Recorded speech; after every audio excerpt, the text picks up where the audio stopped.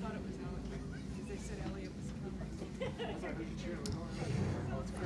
All right, joining us right now is one or two of our drivers starting on the front row of tomorrow's Cookout Clash at Bowman Gray Stadium. Driver the number 17 RFK Racing Ford Mustang, Chris Buescher. Per earlier, we'll get straight to questions. If you have a question, raise your hand. We'll go straight to you. We'll go to Jacob, and then we'll go to Jenna.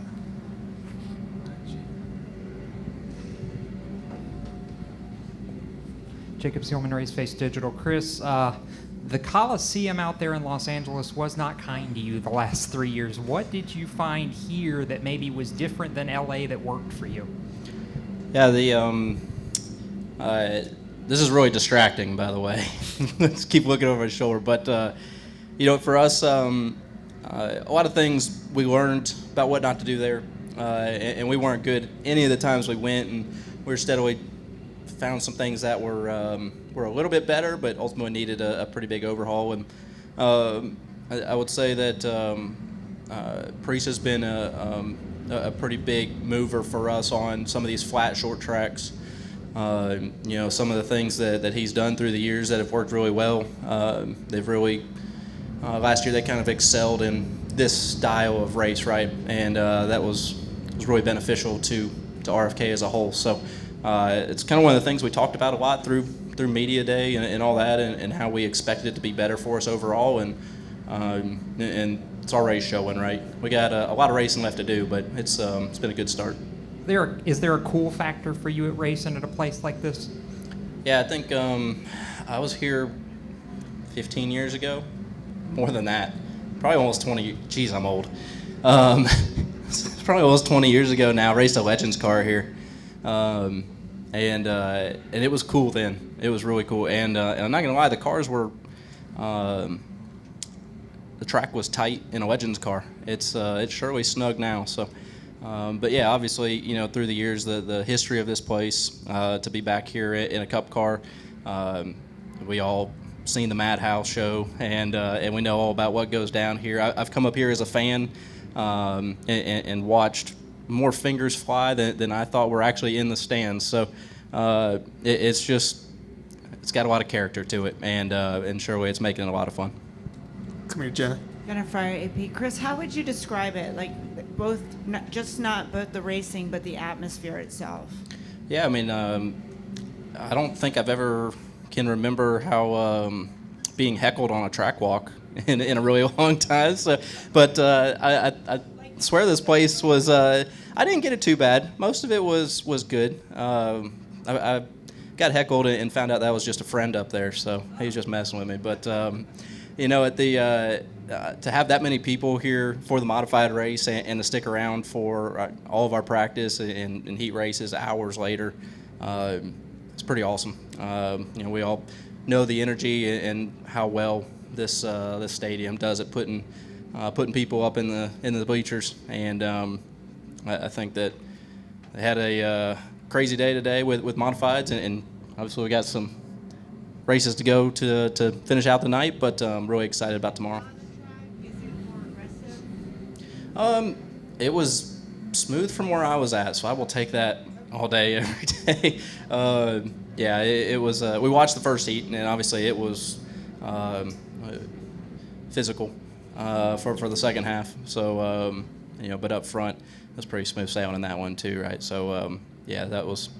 If you can get away, it's not too bad, but we're going to be in a lot more lap traffic too once we get in the race tomorrow. Come to Jordan. Jordan Bianchi, I feel like that was kind of my question. How important is it to be at the front of the field and away from the fray, if you will, tomorrow?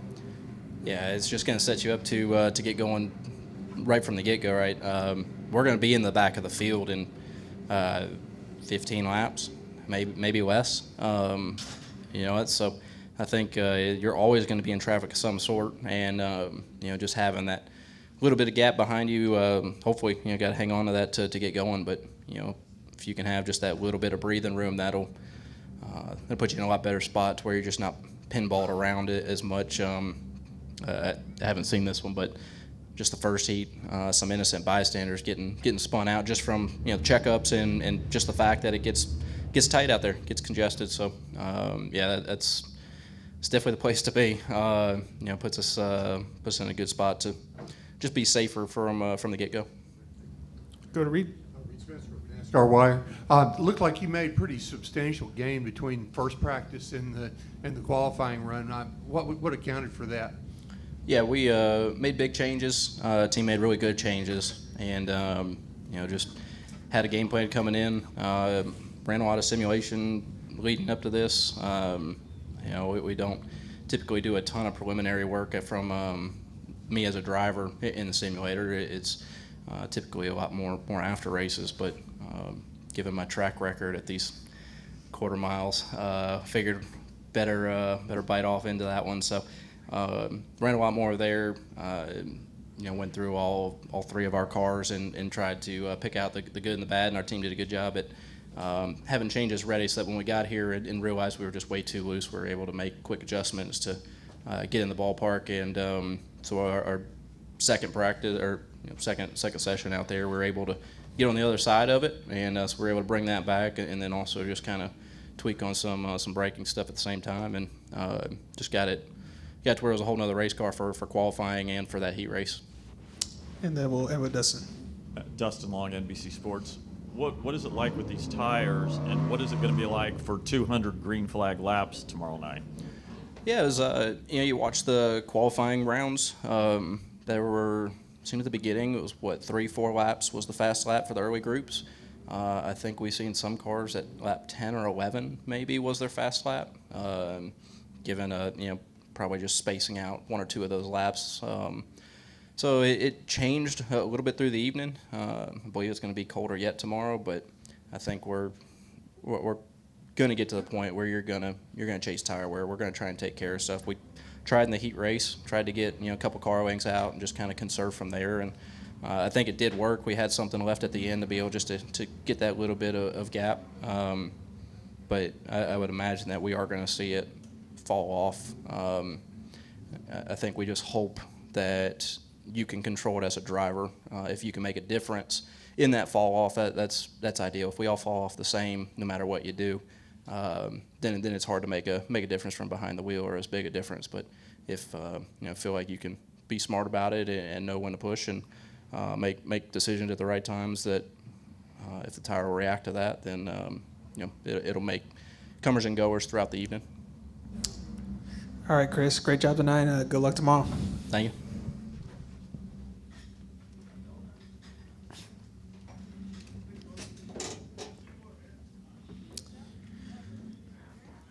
All right, and continuing on, we are now joined by the pole sitter for tomorrow night's cookout clash at Bowman Gray Stadium, driver of the number 9 Hendrick Motorsports Chevrolet, Chase Elliott.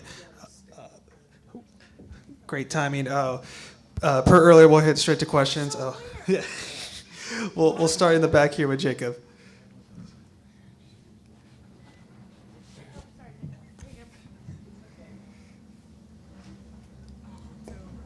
Jacob Zielman, Race Face Digital. Chase, you're one of the handful of drivers that came here in what was then a K&N East car. Does anything, if you remember anything from those races, translate to this at all?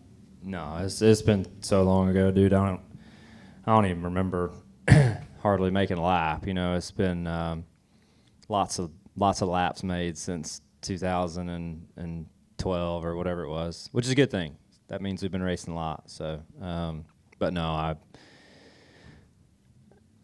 kind of had to re-teach myself, I guess, or just kind of get familiar again today, this afternoon. That was kind of how I approached the day and what I was expecting. And fortunately, it was pretty similar to what I was kind of thinking it was going to be based on the Coliseum and the differences visually, what it looks like from that. There's going to be more cars on track for the feature tomorrow night, but did we see just how important track position is going to be right off the bat in that heat? Absolutely. I mean, it's going to be tough to win, from third, fourth row. I mean, I think the first couple rows certainly have a massive advantage on the rest of the field. So obviously anything can happen. I've been doing this. Y'all been watching long enough to know that anything can happen. I'm well aware of that. But I think just in a normal circumstance of people not, totally crashing each other or whatever, yeah, I certainly would want to be on the first couple rows, and fortunately we are. So we'll, yeah, try to take advantage of that. Good. Observer. Good What's to that? see you. Shane Connick, Show Observer. Oh, perfect. Said my name. So when you get out on the track, the sun goes down, the crowd is as into it and is packed all the way around the venue as it is tonight.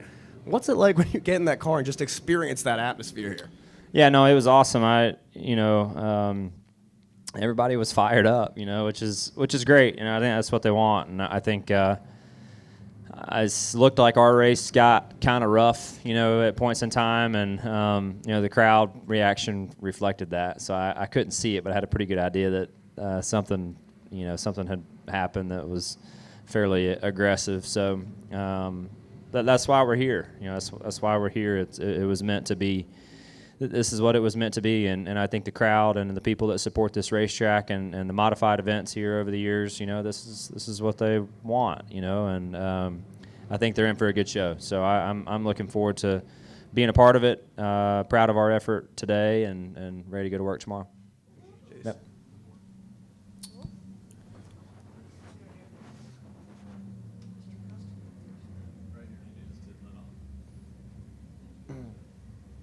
Anybody else? All right, any other questions for Chase while we're waiting? All right, Chase, well, thank you for coming in and good luck tomorrow night. Y'all enjoy, sorry. I'll leave. Thanks.